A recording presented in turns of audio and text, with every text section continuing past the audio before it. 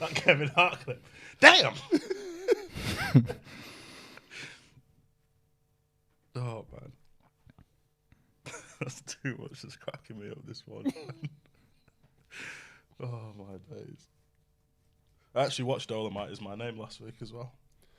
I genuinely think that's his best performance in possibly ever. He's so good in that. Dreamgirls is my favourite Eddie performance. Oh, fair. That's fair. Did you know that great audience interjection in Delirious? Do you know that was Charlie Murphy? I did not know that. Do you know it's Charlie Murphy that shut up here? Shut up. And once I found that out, if you actually listen back to it, you're like, oh, of course it's Charlie Murphy. And of course Eddie knows that voice anywhere. Yeah, definitely. That would make complete sense, actually. I have some ice cream. Oh, man. It's just... Want a lick? Because you are on the welfare. You It's didn't when it goes get back. And your father is an alcoholic. You want to eat all of that. You cannot have none. Oh, goodness me. You look really, really cozy today. Yeah, I'm wondering if it's a mistake. No, and I love the colours as well. Good outfit, mate. Well done. I've really been smashing the outfits recently. Yeah? I must say, yeah. You were just sat barefoot, cross-legged in the chair. That's very you.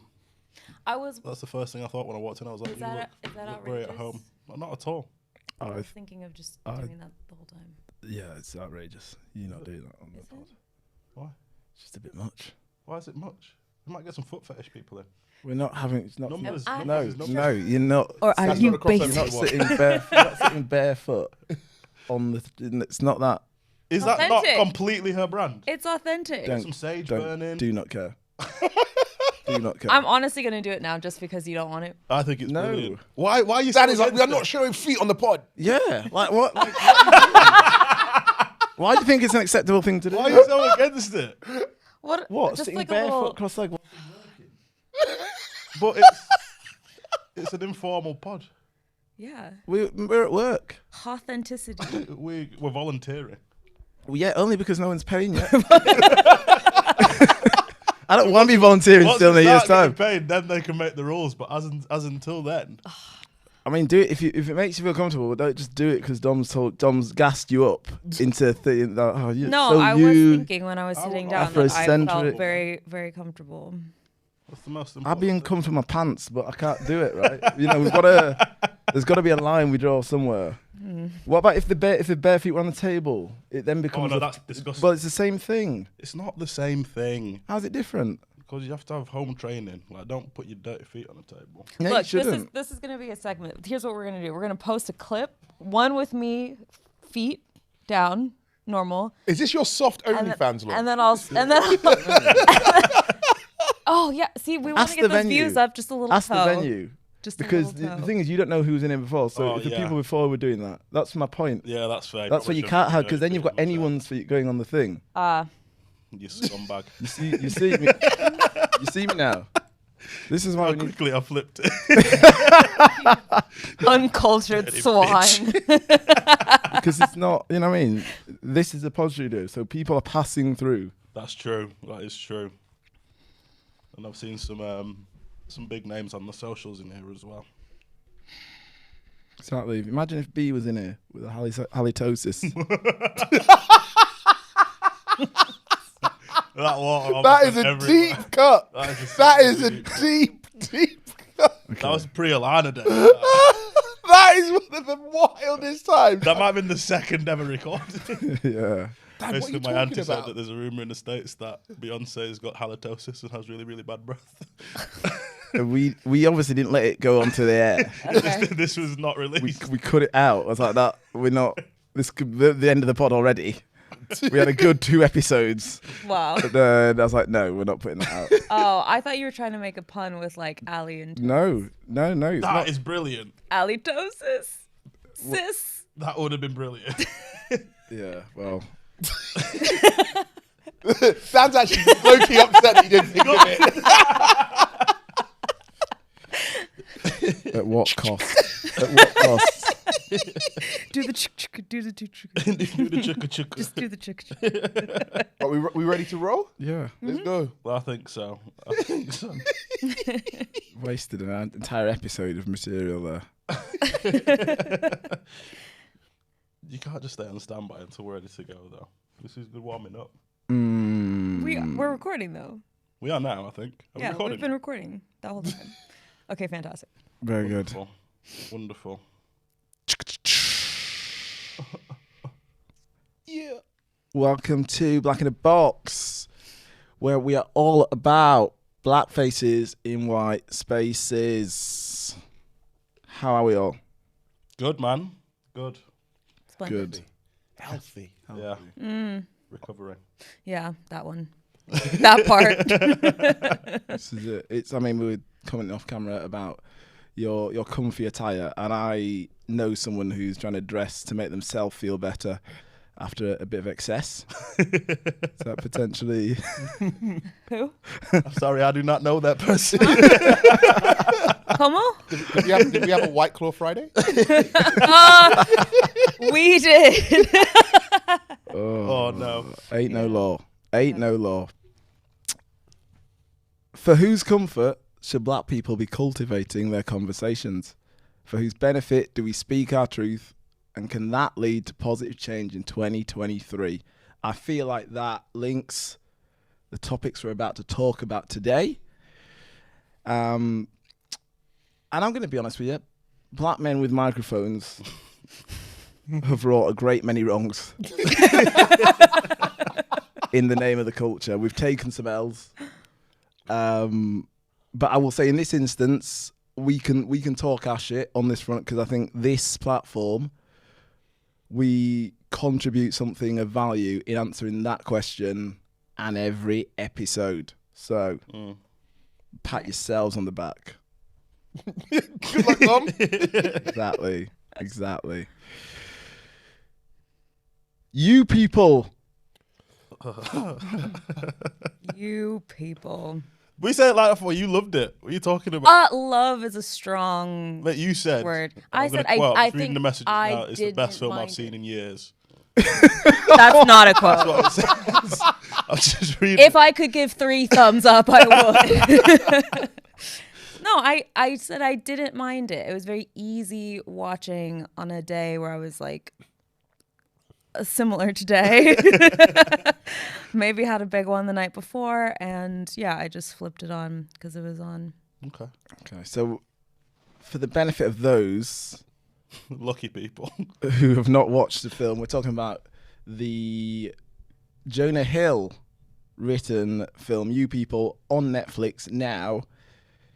It is a gentle race clashing rom-com in which Jonah Hill plays the star with a predictably beautiful biracial black love interest in Lauren London. It's a remake of Guess Who?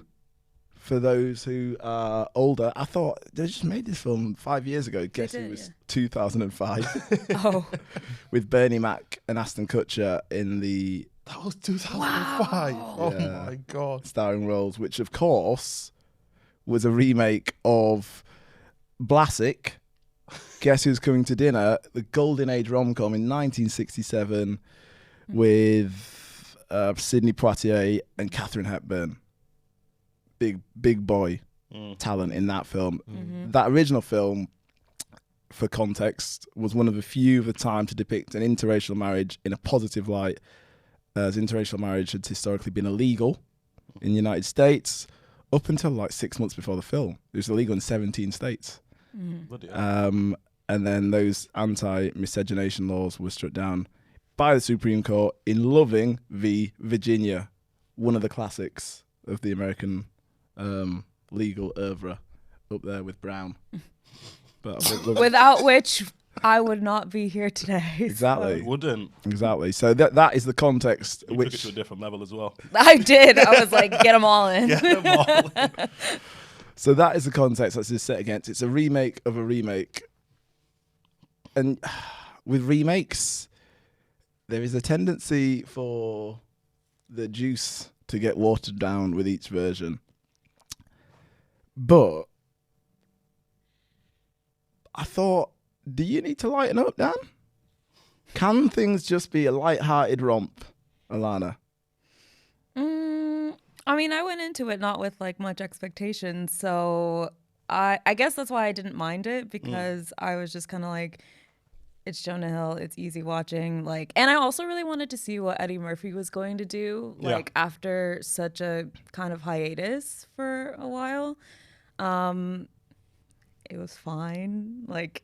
It was fine, I guess. But why did you go into it with low expectations? So that, you know, it's a Jewish guy, it's a black girl, they fall in love, they need to meet each other's families. Are they going to like each other? Are they going to hate each other? Look at the differences between us. But the cast, like Jonah Hill, Julia Louis-Dreyfus, David Duchovny, you've got Nia Long, Eddie Murphy, like these are objectively some of the funniest and like most talented comedic actors active at the minute. And even like I put Duchovny in there, like his timing in this film. There are bits in this film where he actually has me rolling. I enjoyed him. I did enjoy him exactly. a lot. So that adds to my disgust at the overall output. This is just really, really throwing me, because I've got to be honest, I didn't finish the film. I got about half an hour in, and I'm only just now finding out that Nia Long's in this film. So now I've got a reason to go back and finish it. Oh, yeah. Excuse the pun. She doesn't. You didn't. Sorry. She doesn't actually do much in the film. She's sort of window dressing and padding to Eddie Murphy's black Muslim Kang.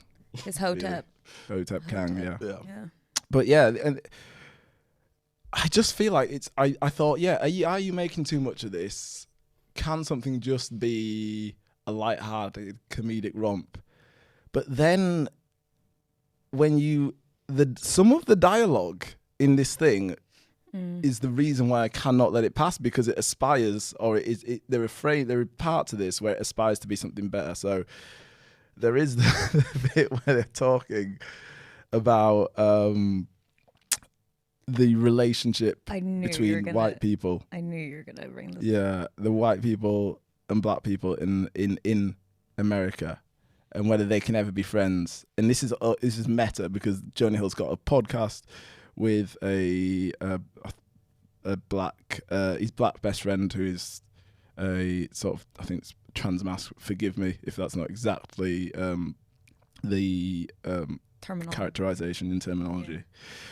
But the character, his friend says, for the black people in this country, white dudes are the cheater, and we're the chick who can't move on.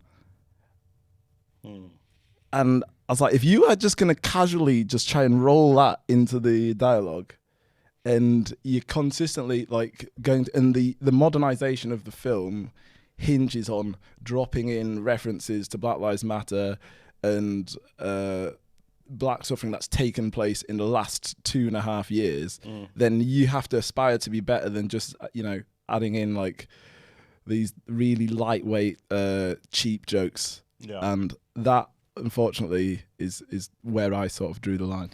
But I guess, like, who is it for? You know, like, who is the intended audience? Because if the intended audience is potentially just white people, or more people who would be more in alignment with Jonah Hill, maybe this is like a soft landing for them to deal with these sort of topics. Because there were some points that I did think they're pretty heavy-handed in the dialogue, but I think there's like a bit at the end, and obviously this is kind of spoiler alerts because we're talking about this movie, but where Lauren London her character confronts Jonah Hill's mom, and then Jonah Hill confronts Eddie Murphy. And I feel like some of the things that they are saying in that sort of like their climactic speeches are actually pretty valid. But I don't think it's for us. But it's not earned. But it's not earned. Yeah. So as a writer of like TV theatre, one of the things that's constantly being drilled is you've got to earn your moments. So that those two scenes at the end where all of a sudden Jonah Hill stands up to Eddie Murphy and Lauren London stands up to Julia Louis-Dreyfus, those moments aren't earned. They actually jarred with the rest of the film because the film had been so at pains to not be in any way uncomfortable except in a slapstick way. And there's the one wedding scene where, you know, they kind of have that moment where they're like, oh, I don't think it's going to work because of our families. And then 6 months later, I think that one of my frustrations with Kenya Barris specifically is that he wants to dip his toe into serious issues but still keep it lighthearted. And the problem with that is that certain things just have to stay separate. This was always my issue with Blackish, if I thought about it critically, which was that every time it tried to delve into serious topics, apart from one time where Anthony Anderson's character talks about the Obama inauguration and the sense of fear that he had when he stepped out of his car, and he said, you were thinking the same thing. But because it was so slapstick, it doesn't earn those moments. So I do think, I think that both the Lauren London and the Jonah Hill, the critiques that they make of the parents are absolutely valid, but those parents are so ridiculous throughout the film that it's like then, and the fact that they then undergo this transformation and realize it's not earned because it's not consistent with the rest of the film. This is it. There's like, it's supposed to feel like catharsis, but like particularly in the case of like Jonah Hill, I don't understand the position he finds himself in. They have this whole scene where Eddie Murphy invites himself on his stag and makes sure he has an awful time. But like looking at the stag, his character would have no right to behave to have this moment when he is like saying, oh, you came on my stag, you behaved in this / bachelor party from the US, you behaved in this way, like I've just taken it, I'm not going to take it anymore, and I knew it wasn't good enough. I was like, okay, yeah, right, fine. Now what do we do? There's no, there's no, to me, there was no sort of truth to that bit, and it certainly didn't set me onto the path of thinking there's going to be this Damascene conversion. I think I cut out at the point after they'd said, I don't think this is going to work after our parents. I just don't need to see the rest of this. I just really don't think so. Rewind a little bit. When I was younger, and I'm sure we might have done the same, you're obviously excused from this part, I looked at Black American culture as kind of like the lead or like the foreground of blackness in media and like a broader representation of blackness. Now, having lived and existed in the UK for so long, these kind of films they're not for me. They're not for us because I can go to anywhere in the UK and see 100 Jadens and Cadens, like mixed race people are not something that is a novelty. It's not rare in this country. And it's so normalized. My family is so mixed. Like between me and my cousins, I think there's only 2 of us that are black on both sides. So when I watch something like this, I'm like, I understand what you try to do. I understand how this might cause ripples in certain areas of the world, certain cultures, but it's not going to in mine. So many of the conversations, I hear them, I understand them. Maybe if it was strictly to do with religion or something, it might make a little bit more sense to me, but I'm just like, this isn't for me, so I'm not going to waste my time watching it. And also, it's the start point for comedy. It's like, why are we starting with the kind of Julia Louis-Dreyfus, Eddie Murphy character? Why do they have to be so ridiculous? Because it can still be incredibly funny and them being less slapstick, because the thing is, Jonah Hill's character is not a slapstick character, and Lauren London's character is not a slapstick Yeah. character. Yeah. And actually, to speak to the, I know that they would say, look, we're just trying to make an entertaining film, and people have been entertained by it.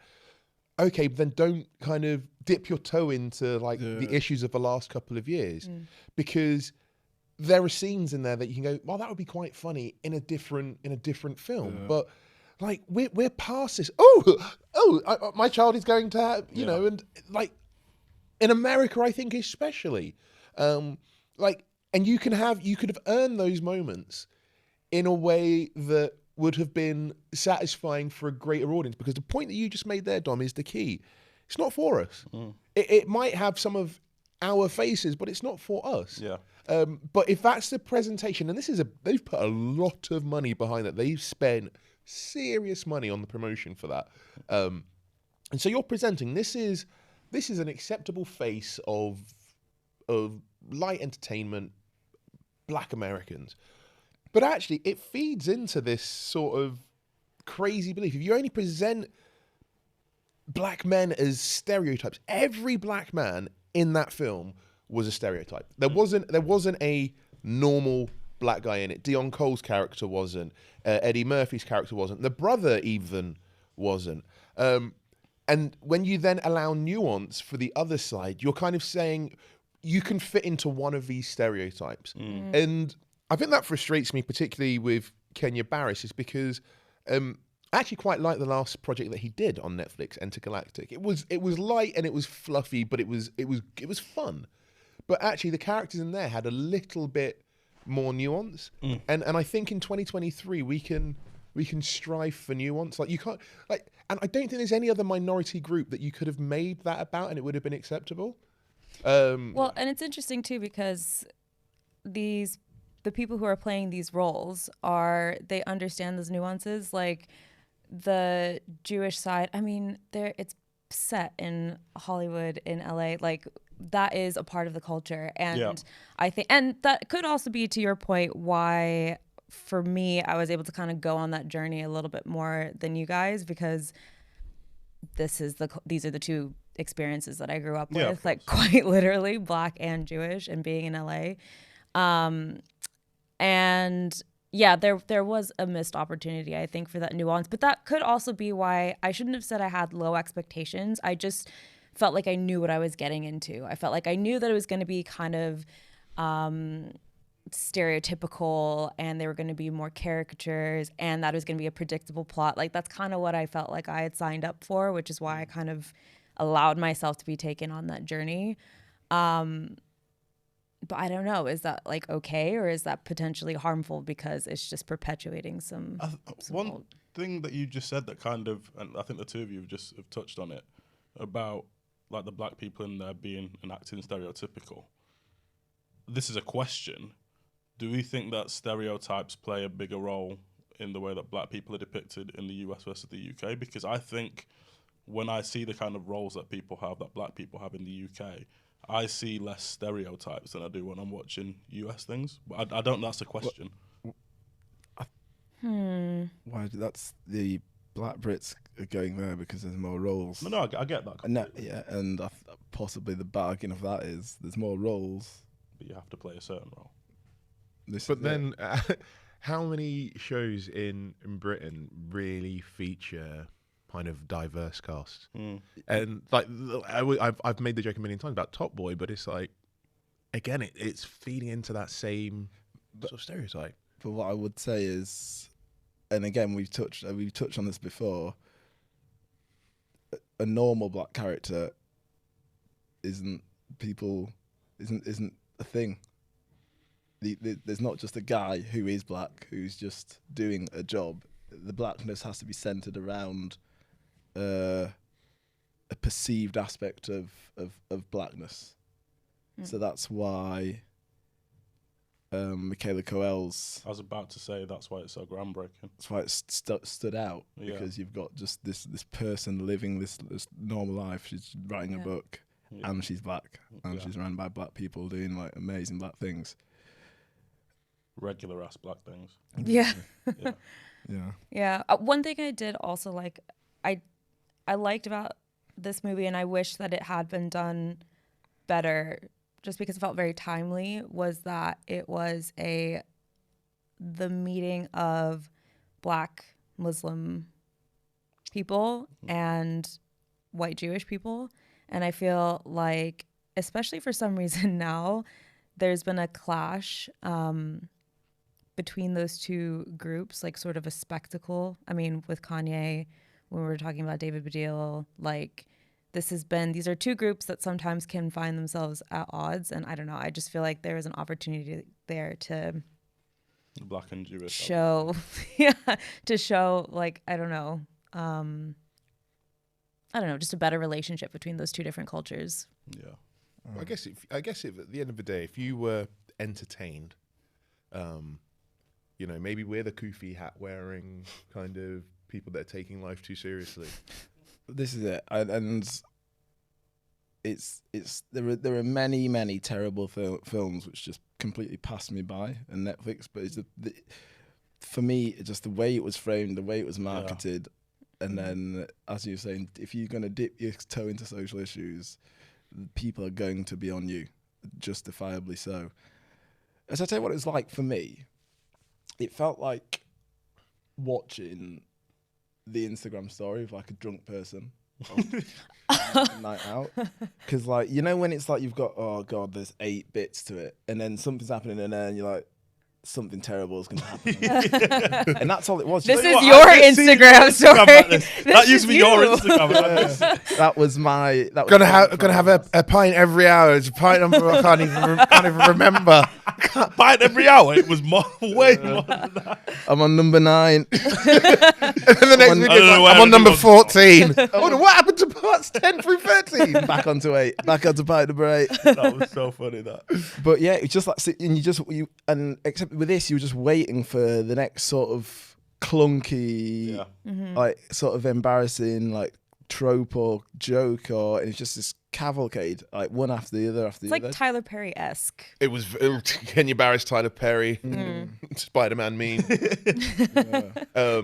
The last thing that I'll say is that the one positive thing is that at least this film now exists in a world where we are seeing some just amazing art that has Black people in it, just being both spectacular and very, very normal. That this does exist in the same universe as Michaela Coel. It does exist in the same world as Black Panther: Wakanda Forever. It does exist in the same world as Atlanta, as Woman King, as Insecure. So actually, it's like, at least now it's like the old thing with black quarterbacks, where it's like, I can't criticize any of them because of the way that you people are talking about it.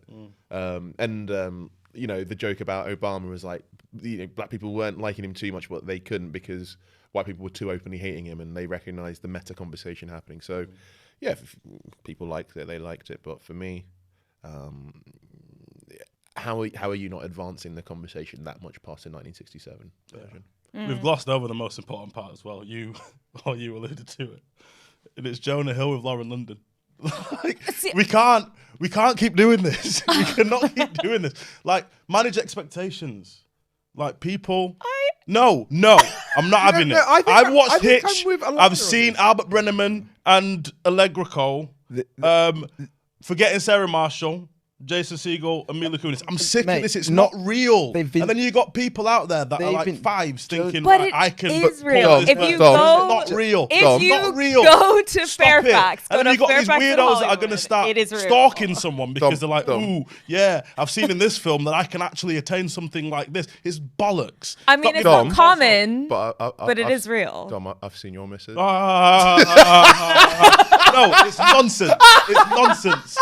Like, I hate it. It's so stupid. Pew, pew, like, I see the amount of films. Like, oh my! It winds me up no end. Like Jonah Hill, he's learned from Seth Rogen. Knocked Up, I think. I would say that was. That's absurd. Yeah, they're all absurd. I'm telling you, I saw Jonah Hill, and I was like, "That's really." It is that how they're moving an out LA there? thing. I promise you. That is much more common there. The only way I can make it make sense is money. So like, Uncle Phil, Aunt Viv, Like, she stuck around. But Dom, She was again, a real one, but he also had a bag of money. But Dom, I'm talking about the original Aunt Viv. So you don't think that funny, dorky guys One in a million. can land 1 in a million. babes? I One in a million. I completely disagree with you. That's nonsense. Yeah, I have a hard Let's go disagree. walk to London Bridge after this, and let's see how many like ridiculously matched couples we see. It'll be none. But It's nonsense. this is a very okay. Let's move on. Stay in your lane. Stay in your lane. Brutal. It's not brutal. It's real. This is life. This is life. What am I having a seizure? What is happening? Is the lights dimming? What's going? Sorry, we can continue. I just had to get that off my chest. It's nonsense. This is as wild as the halitosis. It's thing. not as wild as the halitosis thing. That was wild. This is Get a light touch. Like Beyonce with Blue Ivy in that Dubai video. Just a light touch of the back of the bed. Well, who else grinds my gears? Oh God, here we go. There is actually something that grinds my gears, but I'll get into that later. Okay. I mean, the good thing is we'll get to do this conversation in 20 years when they remake this. That train is never late.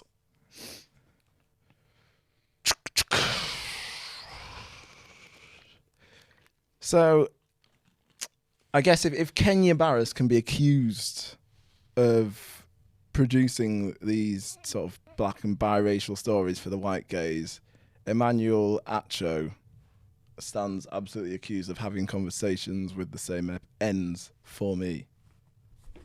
The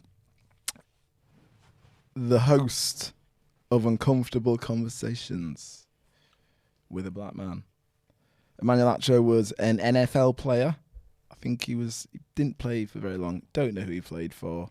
And he has rebranded Eagles, I think. himself. Sorry? Eagles. Fly, Eagles, fly. Good luck in the Super Bowl. That's already happened when you're listening to this. It's Upcoming next weekend. Yeah, it's next weekend. Okay. Host of Uncomfortable Conversations with a Black Man. And Emmanuel Acho has positioned himself as a conduit through which we can channel black anger at our mistreatment and abuse and punishment into a soft and comfortable and palatable discussion with the people perpetrating the violence. And he's had his most famous episodes. He had Roger Goodell on, the NFL commissioner, to talk about Colin Kaepernick and basically soft soap him and allow Roger Goodell to essentially launder his reputation and the treatment of the excommunication of Colin Kaepernick. He had an uncomfortable conversation with the police over the perpetual murdering of black people, and he had an uncomfortable conversation about Roe v. Wade. The theme is that he positioned himself as this voice who could take some of the heat out of these conversations, have a polite chat, at the pleasure, I would say, of people who would otherwise be facing a lot of criticism, and on the behalf of a black community who didn't really ask him to do that. So most recently he was on the High Learning podcast with Rachel Lindsay and Van Lathan of Kanye rant fame, and essentially Emmanuel Acho on the podcast had said that the fact that he was from Nigeria, he's an African American, but in a different way. He was from Nigeria but raised in America, and he went to school with white people, and he was in black churches, meant that he didn't suffer some of the generational trauma that clouded the conversations that black people have with black people, with white people when they're talking about violence against black people and their own mistreatment. Who does it serve to take the anger out of the voice? Who do you think it serves down? I'm asking you, Angelo. So, Dom, I think Van Lathan's response is actually pretty interesting. It might be worth kind of putting a little clip of that in. I think for me, this actually feeds a little bit into the last topic that you put in, Dom, about kind of what it takes to uphold structures. Because the idea that I'm not kind of African Americans, therefore I'm good, serves to uphold white supremacy. White supremacy is not about, and we'll get onto this with the last topic, it's not about white people winning. It's like an individual white person winning. It's about upholding a system that kind of leads those that are at the top of capitalism to keep their position, and those people are, normally and historically white, and you can advance as a person of color as long as you uphold that system, but it will not protect you forever. I did agree with Van Lathan. It was incredibly disrespectful, I thought, and actually, I think there's this thing in the American kind of talk sphere about whatever bag you've got, keep securing it. And it's why kind of so Kendrick Perkins' thing is he's going to kind of talk his mess about what he wants to talk about.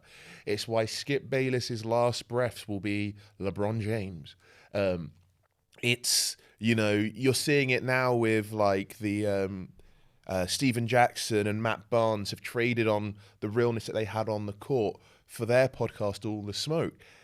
But it almost boxes you in. So like, my brand is this. And so who is Emmanuel Acho's audience when he's having those uncomfortable conversations?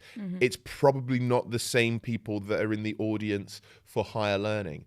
So if he's bringing his audience there, he has to show in some way that he is, don't worry, I'm still fulfilling my role within this. And I know that he would strongly disagree. And Emmanuel, you're welcome to come on the pod and kind of and discuss it. But there's one of two things happening. Either he's doing it deliberately, in which case it's a very different conversation, or he's doing it unwittingly, and he really should have stopped to listen why it made Van Lathan so upset, because it for me was an ugly scene. I mean, to suggest that people who are not descendants of Black American slavery still don't, but are still Black from Nigeria, still don't inherit generational trauma is just so ignorant. Because Nigeria is younger than 60 years old.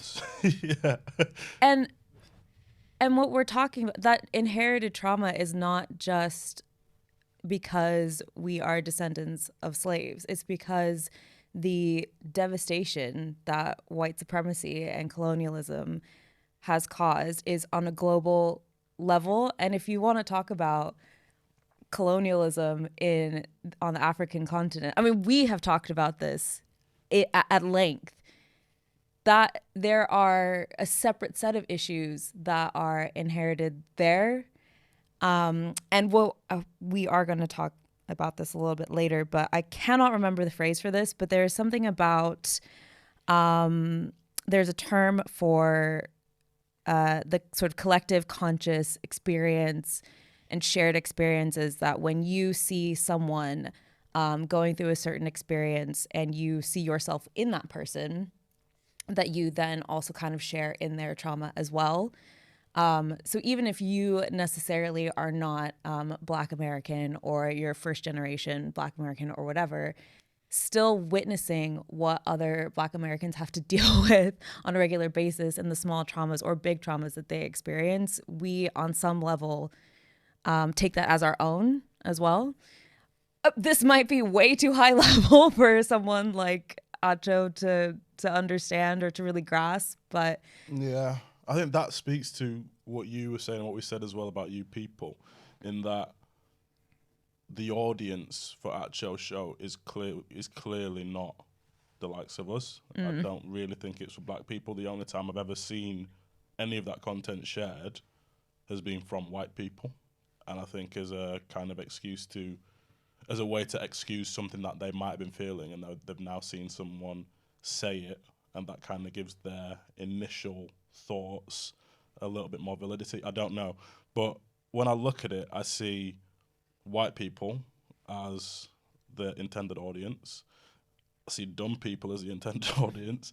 And then as well, I think that doesn't work so much over here because, and I know you and I spoke about this briefly this week, one of the things that was trending, and again, I'm not going to generalize and say all Americans, but there is a real deficiency in their education system when it comes to geography. Ridiculous. So the amount of Americans that have been asked to name a bunch of African countries. It was five. 5 African countries and can't name maybe 2 African countries. Jamaica. Western Africa. Kingston. My God. But yeah, the reason I say that is because it seems that, and it's sad. It sounds like I'm taking the piss, but it's sad that I've seen this within so many black Americans, because I think once you start to teach people and they have a better understanding of a history that's not too long ago either. We were just saying then Nigeria in its current state is 60 odd years old. I think it's 1960 they got. 1962, wasn't it? Yes, 62, 63 years old. The more people understand and learn about that kind of history, the less... Oh, sorry, it's been independent. Yes, of course. The less you'll have people potentially agreeing with the likes of Acho, because it's like, yes, Africa is a long, distant, far away place. But at the end of the day, this is all tied together. Yeah. It's all tied together with us in the UK, you in the States, every single last person almost in the Caribbean, in huge parts of South America, all over the world. It's ridiculous for you to kind of just start to segregate. And at the end of the day, that is, again, what you were saying about Western white-leading imperialist structures, is that now you're starting to see furthermore fractures within the black community when... At the end of the day, if the police stop Emmanuel Acho, I was literally are they going to to give say a fuck this. that he's like, whoa, I'm Nigerian. I'm not like them. No one gives a shit about that. And that's the bit that really annoys me here. That's so dangerous. And on a subconscious level, that must impact him as well, because, you know, if you're black in America. And like you said, if you're stopped by the police, like, and you must know that about yourself, regardless of whether, you know, you were born in Nigeria, your parents are Nigerian, like you have that understanding. Yeah, it's to what Angela was saying, you overlook it for the money. Sure. Yeah. For the money. And I think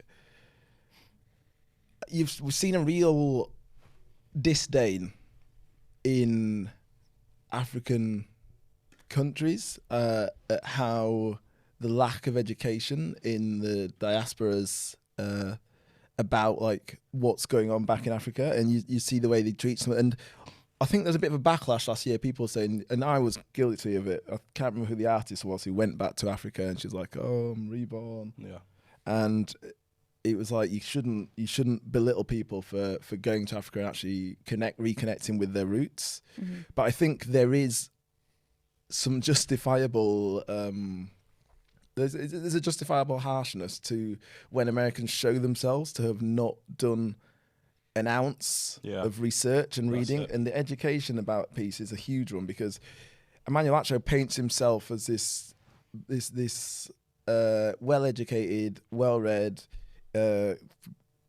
individual, is good at communicating and better at communicating than your average black person, and yet he'd say there's no generational trauma when in fact in his own country they had a civil war which killed 30,000 people. Which like 1 million people fled, like I think it was the Biafran War. Yeah. So for him not to even reference that, of it not even coming to his head, is indicative of just this sort of lack of joined up thinking when it comes to the roots of, well, how deep and insidious like the any kind of black trauma is in Africa and in America. And I think like that's how you get sort of deeper division between within the black community. Yeah. We spoke on the last pod about Andrew Tate, and I kind of talked about it being an education issue, but that's the same thing in America. love doing research into how like the funding in American education and the educational standards, and it's in the news again because Ron DeSantis has kind of made the teaching of like AP Black Studies kind of, he's seriously curtailed it, and it's this suppression of history. So what people like Emmanuel Acho and Andrew Tate and all these people show to me is that there is a real appetite for learning. Yeah. But there isn't, if you haven't been given the tools to know how to learn, it becomes very, very difficult. So I always used to say that when I was a teacher, that my job wasn't to teach you Shakespeare or verbs, whatever. It was to give you the tools to go and be able to learn anything. Yeah. So when I taught A-level and GCSE, in the last 6 weeks before the exam, I wouldn't teach anything. I would come in and say, what are you going to learn today? And it seems backward because it's like, but you know how to learn, so go and do the learning. I can provide you with resource. I can kind of say, well, maybe go in that place and do it, but you're going to come up with your own stuff. Can I just say, I've got a newfound deeper respect for you because the teacher that I had at A-level for English is the one that probably made the biggest impact on my learning, my education. And he used to do that maybe twice a week, just like come in. It's like, today we're just going to have a conversation, what we're going to talk about. And then it was just an hour of debate. And that is something that I think kids need way more than just rifling through a textbook. I mean, that's another conversation. It's difficult to do that because there's so much content, because this country especially is like, we want you to learn specific things, as opposed to kind of have those kind of nuanced debates. So there is an appetite for it. And I think people like Acho and even like podcasts like this, it's like saying, we recognize that you might have been failed by your traditional education system. Here is a place to do it. And then it comes down to the good or bad faith of the actors doing it. Emmanuel Acho is probably smarter than your average, and he is able to present it in a way that is smarter than your average. The problem is that because of underfunding, average is at a much lower baseline, because you don't want people to be too smart, because then they might start to question why things are the way they are. Critical thinking, isn't it? Yeah, exactly.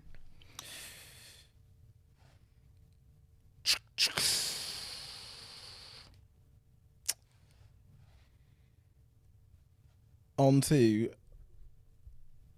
a difficult topic. We spoke about it earlier, just in passing, and that is of the recent killing of Tyre Nicholls, and yet another in the genre of Black Deaths televised on the internet. And we're going to talk about torture porn, because Is it right? So we had this before. Is it torture or is it trauma porn? Because I feel like I've been exposed to both phrases. I'm going to go ahead and keep saying trauma porn. I think it's trauma porn. So Google. Yeah. I got close then. Google torture porn, see what comes up. Yeah. Blue flashing lights is what's going to come up. Yeah, no kidding. Yeah. Yeah, trauma porn, and it's the way it fills your feeds these days. It's so intrusive. It's so intrusive, and I think the problem with it is, and it started with George Floyd, is the numbness that it causes within yourself and within others. So it's like, okay, I'm just exposing it to the point where you're like, well, there's a family, and that was a person. It's not just a body, it's not just content. I haven't watched these videos for a long time. I still never watched the George Floyd one. Yeah, George Floyd was the only one that I watched. Really? And I think that is why I wanted to bring this up in particular, because when I chose to watch that video, it was because the George Floyd one is because I felt like I needed to. Like, I felt like I needed to see that. Like, and we were just talking about generational trauma, and I did bring this up, and I wish I remember the term. I want to say it's like vicarious trauma or something like that. But when you see yourself reflected in someone, or like in that case, I saw like my dad reflected in that, or like my friends, and it like, I could not get what I saw literally out of my mind's eye for weeks after that. I had to go to therapy, the whole thing. It was so impactful that I was like, did I do more harm to myself than good? It brings up the questions of, for me, like, with Emmett Till, his mom wanted to show his body because she wanted to show the world, like, this is what racism and white supremacy has done to my child. Like, I think it was 14 or something like that, like my baby. And people just wouldn't believe in the brutality and the frequency of what was happening to Black people in America. So it was really important to show that. And then I think that's like what we kind of, when Black people share these things, I think it's because we are trying to kind of recreate that impact. But I think it's gotten to the point where, is it actually helpful? Is it making an impact? For me, it feels like it's still kind of necessary to share these things, but I'm like, to what aim, and how do we do it in a way that is helpful? Because I feel like people do need to see the frequency with which police and other sort of groups are violently attacking Black people. I do think that's important to know, but I also don't know how to do it in a way that is effective. And I read a really good article, actually, and I just want to like share a really quick quote, but it was by Renee Graham, and it was an article in the Boston Globe. And just this one paragraph sort of like sums it up for me, where she said, these videos, calling cards for police brutality, serve as more of a warning to Black people than a deterrent to law enforcement's entrenched behavior. And their constant airings do nothing to carve away at the racist systems and structures that allow police to trample through communities of color with an expectation of impunity. So that's kind of the thing, right? It's more like, what are these videos for? Just what are they for? And I don't know. What do we think? Should we be sharing them? It's I don't know. interesting, isn't it? Because like, you've mentioned Emmett Till, Rodney King. Yeah. If we want to go back, we've all seen, well, at least parts of the George Floyd killing. There's so many of these things that have happened in the past that I'm like, what does the video need to show for people who are unaffected or quite apathetic to change their stance that hasn't already been aired before? Like, they've all been terrible. Every single last one of them has been terrible. Is releasing a new one, or a new one being viewed by people, going to make people more angry?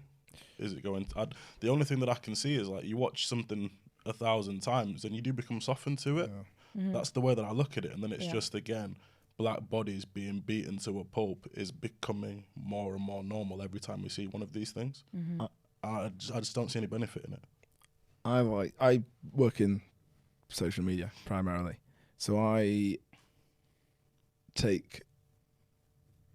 I'm really concerned about an entire generation growing up with Black death being content. Yeah. Like, the impact of people of the content that people consume and are expected to find online, being fully immersed in that for their entire adult life. That's something which we're not going to find the true cost of for a long, long time. So that's why on Twitter, it being tweeted under a thing saying find the police who did this is one thing. That's not the context it stays in. That's not the context it remains in. It might go into Twitter. It then gets quote tweeted. Like, I've not seen one for a while, but no doubt they end up in forums and chat rooms as memes. And that's, I'm starting to think that the damage of that outweighs the perspective upside. If the video exists, like, they can, like, so long as it's there to be used in a court case, I don't see the benefit of having it out there and for the family to keep seeing that, because I just think we are becoming immune to something which should never ever become normal. Yeah. I think a good example of that is or something to compare it to is everything now out about true crime, which I'm guilty of. I love listening to things about like serial killers and all that stuff. Yeah. But there was a point where Mad still that in it. when you really think about it's become That's mad. something that people are so fascinated by, and it is now literally entertainment, and it's horrible, gruesome stuff. And I'm really not shaming anyone about this because I am one of these people. Like this, I am this audience.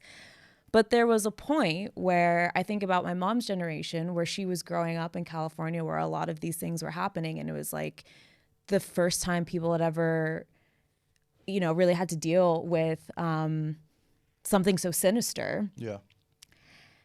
And there are real victims. Like there are real victims of serial killers, psychopaths, all of that stuff. And there was a point, and it still exists. And there's that whole like Dahmer thing that's out, and the family of the people who are the victims of Dahmer are like, every single time a documentary is made about this or this comes up, we are re-traumatized. That's why I've not watched it. But everybody else is just fascinated by this.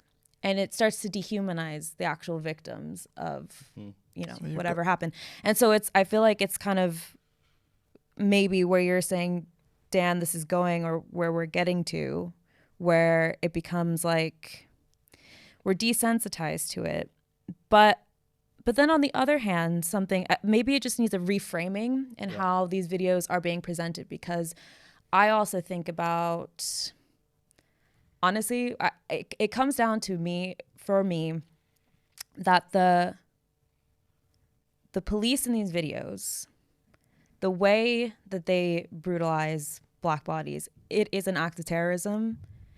And if you're a Black and brown person in the States, to you, the police force represents terrorism. And I'm not saying all police are terrorists, obviously.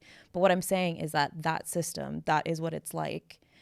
And much like in the States, where we were like bombarded with these images of Muslim people or brown people committing acts of terror after like 9/11, all that stuff, there's no balance of also seeing like, but look at how, the quote unquote status quo American white Christian male police officer like can be just as monstrous as these people that you're presenting as monsters to us. And there's something I feel like that could be put into a context there to show, like to kind of break that fantasy of like the nice vanilla like white cop pop. Like that fantasy needs to pop, I think, for some people. 100%. I think you just you used a great example when I was thinking about this earlier. The example that I thought, and this is crude but timely because it's just around the corner, is a slam dunk contest in the NBA. It's boring. It's dry now. They need to do something to change it. They need to do something to change the way these videos are presented and whatnot. Because social media, we've seen so many times that Black bodies have been abused. With social media, we've seen all the different types of dunks that we think we can do right now. So it's like we need to do something different. And it is exactly the same for me. Like I'm hardened to it.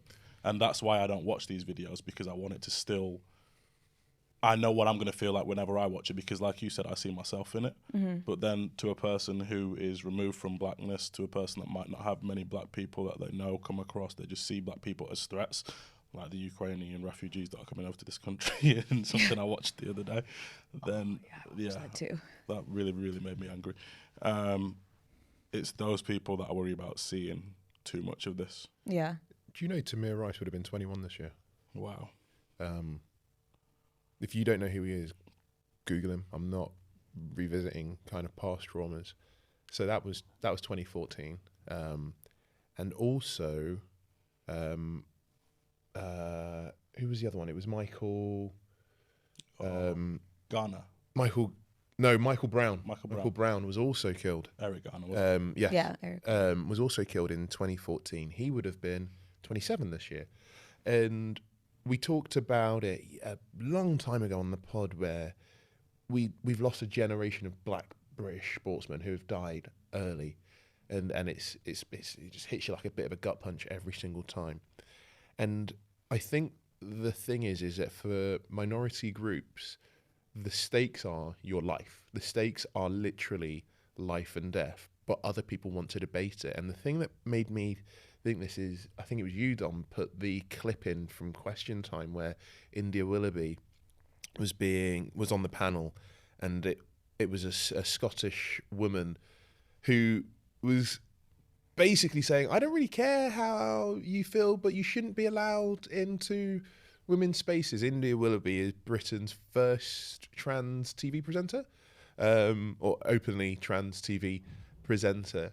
And I was watching that thinking, this is so similar to the discussions that we have, because for India Willoughby, this is a matter of existence. And for that person, it's like, and I should be allowed to debate that. I should be allowed to debate whether you're allowed to exist. The Tyre Nicholls video, none of us, we had this conversation as we were coming in, none of us have seen it. And I said, well, I was thinking about like taking the bullet to see it so that one of us could comment on it. But then I was like, well, what for? Like, if a video where a police car pulls up on a 12-year-old child and shoots that child within 1 second isn't enough, if a video of a police officer jumping onto the back of a man and choking him to death for the crime of selling cigarettes isn't enough, if the video of George Floyd isn't enough, then it's never going to be enough. If a video of all these what was the one? And even exactly, that phrasing, that's the phrasing, what is the one, is so traumatic. But they shot a double amputee the other day. Yeah. But the thing for me though is, and it's the same thing in this country. So please don't think that we're doing, it's awful over there. No. Whenever the information comes out, the first thing I do is go back and look at the original arrest report. And you could do that in this country as well, because they will say like, yep, was being unresponsive, was being, combative. And then you see the whole thing. You're like, well, there's a whole chain of people. And, the big thing that they do in America now is when they know they're about to do some stuff, let's just turn that camera off. Yep. And so the whole thing with trauma porn, and you're right, Dan, is that we've actually reached a stage where it's going to need a hip-hop soundtrack, or it's going to need some, like, HD TV, because people are literally consuming it going, well, that wasn't as good as the last one. Retweet. Or they're going to be like, do you know what? I'm going to be a warrior for this, for clicks. Oh, that one didn't do particularly well. I'll take that one down because it didn't do so well. And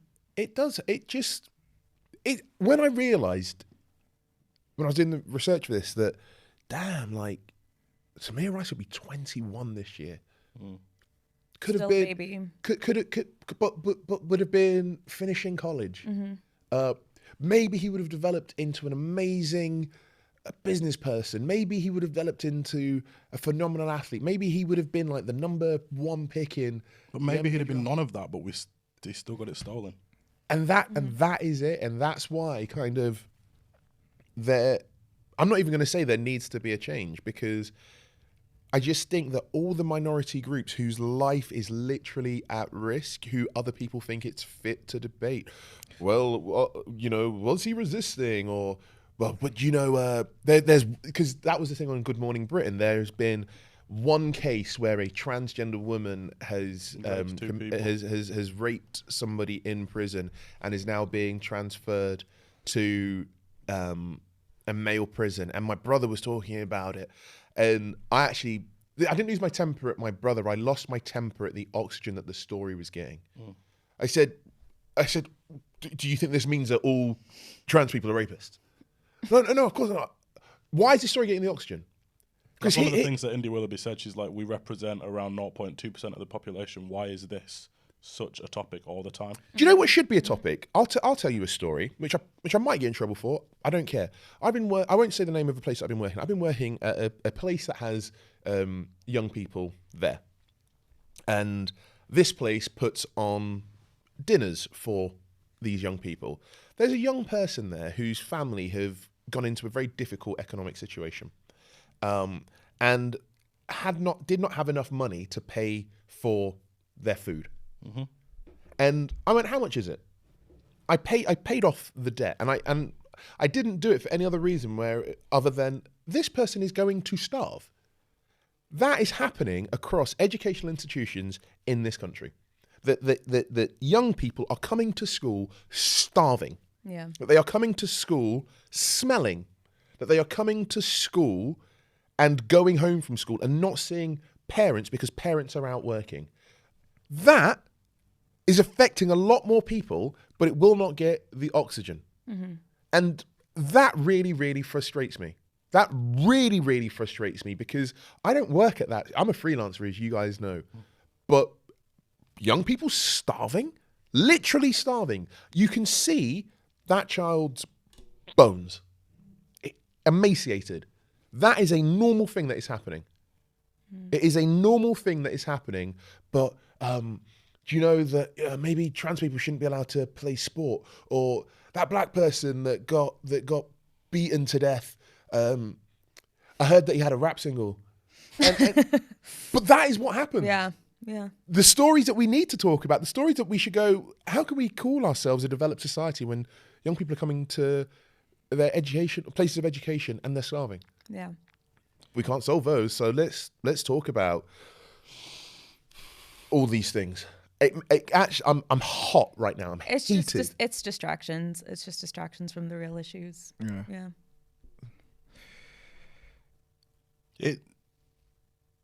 It links back to Ukraine for me as well, because the way that so many people feel, I imagine so many white people feel and felt, and we saw it in the news when the invasion started. And again, it's absolutely horrible what's happening over there. But so many people were moved to the point of tears, to the point of fear and anger, because they could see themselves in the victims, the innocent people who were being slain, the innocent people covered in blood. When you see a white woman and she's had to leave her home because it's been destroyed and she's covered in blood, in this country, in Western civilization, that is horrible. It's horrific. It's something that so many people can relate to, and that's what scares you to put a blue and yellow flag on your window. Now, it's very different, but it's also exactly the same for black people whenever one of these videos comes out, because whereas you saw your society, your civilization potentially being attacked because of the invasion in Ukraine, every single time. Like, this is, again, we talk about this so many times over the years that we've done the pod. Like, I'm wearing a sling right now, and I've put this sling on a few times, and I'm wearing like a long overcoat today, and I'm like, whatever cop sees this and thinks I've got a gun. And it's stupid, but it's not stupid, because that is what these videos do to us. Because each and every one that you've just mentioned there, that you referenced, they were doing something completely normal, if not slightly illegal. Michael Brown was walking down the street with a friend. Exactly. Tamir Rice was playing with a plastic gun. Yeah. There, as far as I'm aware, there is no crime against playing with a plastic As a child. as a 12-year-old. But the narrative is always attached after the fact, though, isn't it? After the fact, what can we say now the video is out to minimise what you're about to see?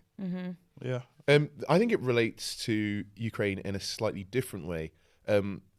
The UK kind of opened its borders to the Ukraine, and people were taking in Ukrainian families. There's been a lot of up in the northeast where I am. There's been a lot of kind of Ukrainian businesses that have been established that are really well supported by the community. It's that thing that you're able to do something. We're not able to. Yeah. Kids are going to school starving because people are poor.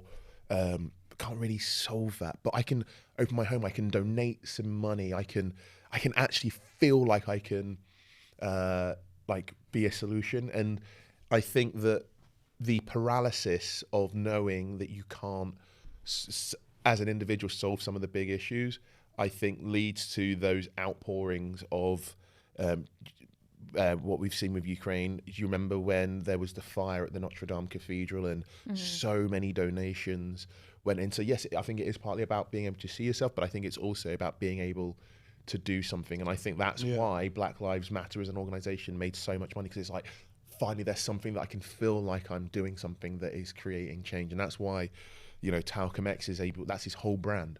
I will do something. You can finally see some action. I'm sure we talked about it. We've said it on. We've definitely used Talcum X. It's just been a while. Cool. Should we skip the next topic? We don't really need to go into it, I don't think. It's been heavy enough. Absolutely. Can I? Yeah. I'll tell you what, though. Go on. I'm going to bring it back full circle. it's got nothing to do with anything really. What is your favourite remake as a film? Ooh. Oh, that's a good one. Oh, Ooh. that's a great question. Yeah.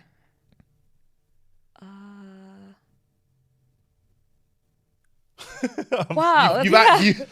You've just It's good. thrown that in there. We've got time, so yeah, I'm gonna. think You about it. people, it's like that scene with the kufi. I thought it was like proper funny. Like, no, it helped me understand like crazy like black Muslims. So I'm not too sure, you know. Have you got any that come to mind? how about the Nutty Professor?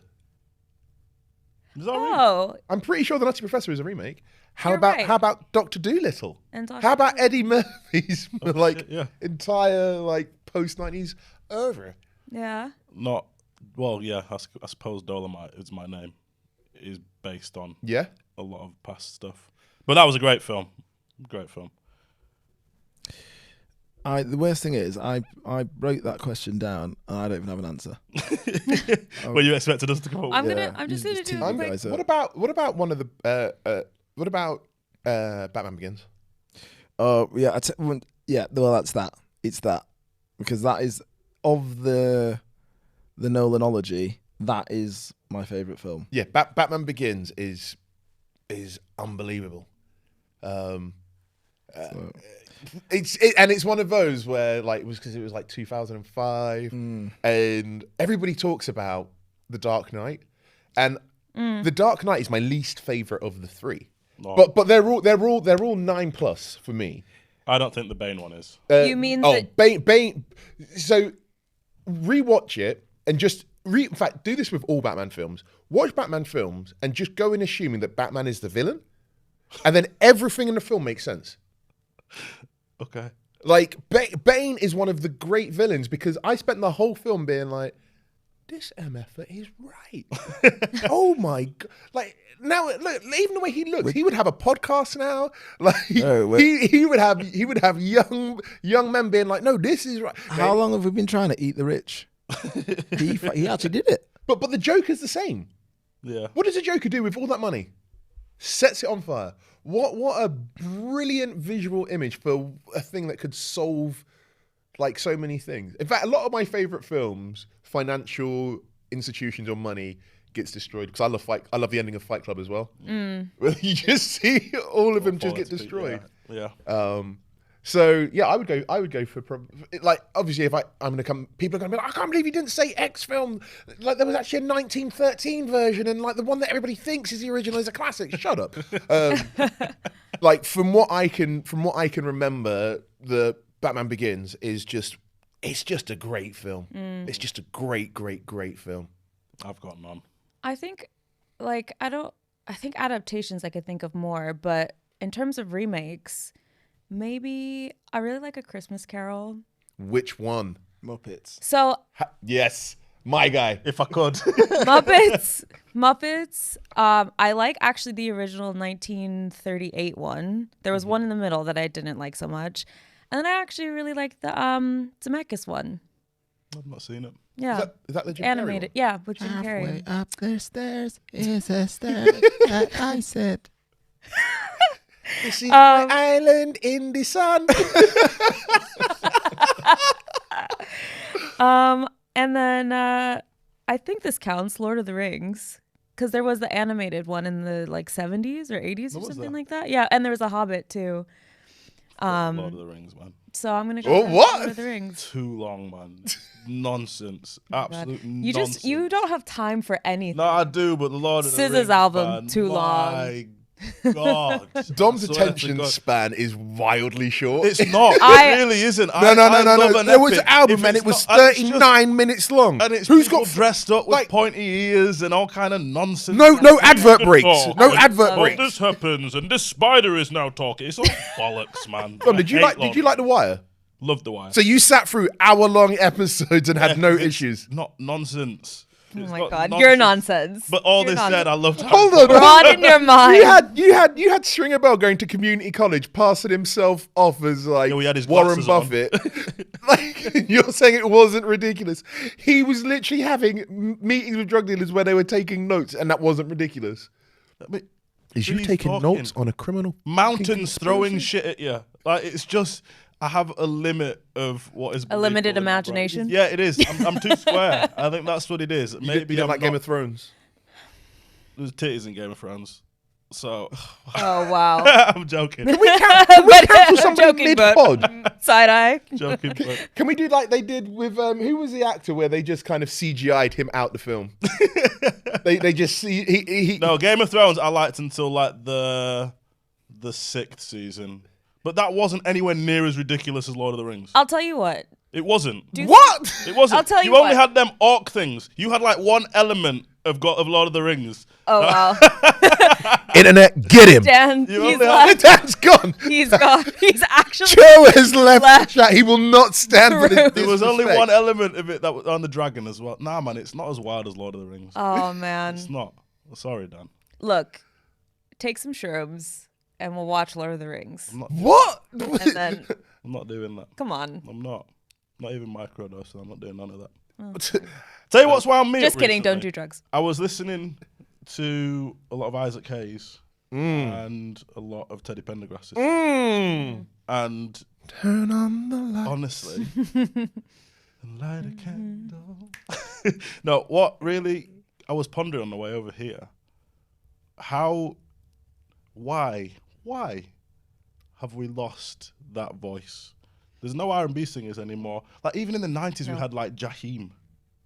Like people with a little bit of soul, a bit of tenor, a little bit of resonance to their voice. In the black male R&B singer now, it's all people like Brent Fires, who's got a brilliant voice. Or it's like Chris Brown, Yeah. who's like There's rap, no- like talking about gangster shit, Yeah, there's like, no- with an and- R&B Oh twist. my God, dancing about you shooting people. Fuck off. Yeah. Like, yeah, I don't I understand. think they're where there. it's They're from. just not big. Who though? Quaker Asante. Fair. I don't really hear it that much no more. It's sad. We actually lost a great one who would have been that kind of generational voice, I think, in Lyndon David Hall, Yeah, fair. because his Boston out. his second album. Whoo! Have you ever listened to Sleeping with Victor? I haven't. No. Put it on the pod. I want that for the audio version. So just give them 30 seconds. The man had a voice. So for those of you, I'm going to do it for people. If you see the film Love Actually, at the wedding scene, Lyndon David Hall is the singer. He was one of the great singers, and he died, I think, of non-Hodgkin's lymphoma around 2000, 2001. It vexes me. It vexes me. Sorry, Dan. I was saying that we don't get singers with the resonance of the likes of Teddy Pendergrass, Isaac Hayes no more. No one's got nothing. Even I swear, right? Even in that era, you were talking about Chris Brown, and we have all these like delicate R&B singers now in terms of their voice, right? Even in the 70s and 60s, you had like Curtis Mayfield, who had that kind of voice, but it was still laced in soul. Like I don't see any of that. What about I don't Usher? even think that's R&B. I think there's think a lot Usher has of loss of influenced it. soul. I think it's Yeah. the style. There's a loss of soul in vocals, I think, a lot generally. Less people in church, maybe. I was literally going to say, because I was like, I only can really think of gospel singers now, where you get that like, oh my God, that like That shit voice will make through your your hair body. stand on Yeah, end. yeah. I missed that, man. It's not Yeah, the it's wave really good. anymore. And it's only going to get worse with post-auto-tune. I'm not gonna say this person's name, but the last person that I knew of to have a mainstream to promote something like that was the most problematic hip hop artist at the moment. Former Mr. Kardashian. Yeah. But He's not a singer. Ultralight Beam, On about is that song. But that was like, just gospel music to the masses, right? But that's what I'm saying. There was like, it was gospel music, but then there were other influences in that album that I feel like were very soulful, and it's just unfortunate that Well, Chance the Rapper did something. people haven't Kanye's picked old. up on it more. Like I actually wish like other artists were doing more like that. I wanna like we were just talking about Eddie Murphy when he's talking about we don't have singers like Teddy Pendergrass anymore. Like I just want a little bit of like a little bit Some of that. Jump back, woman. Like want to catch myself. I just Or like a little Stevie Maxwell. Wonder. But the thing is, a lot of them are still about. Yeah, Maxwell. The Weeknd. Stop it. Shut your mouth. Where's the song? What? Hold on, what? I actually hate The Weeknd's voice. I hate it. I don't think it's soulful. I want him to take more cocaine because if you take more cocaine, There's you something. will get This to a is- level eventually where you might acquire some of the 70s nostalgia. But I don't. The Weeknd is not for me. I cannot It's not stand for The me. Weeknd's He's not done voice. shit since House of Balloons for me. And this is if you listen to Trilogy, it's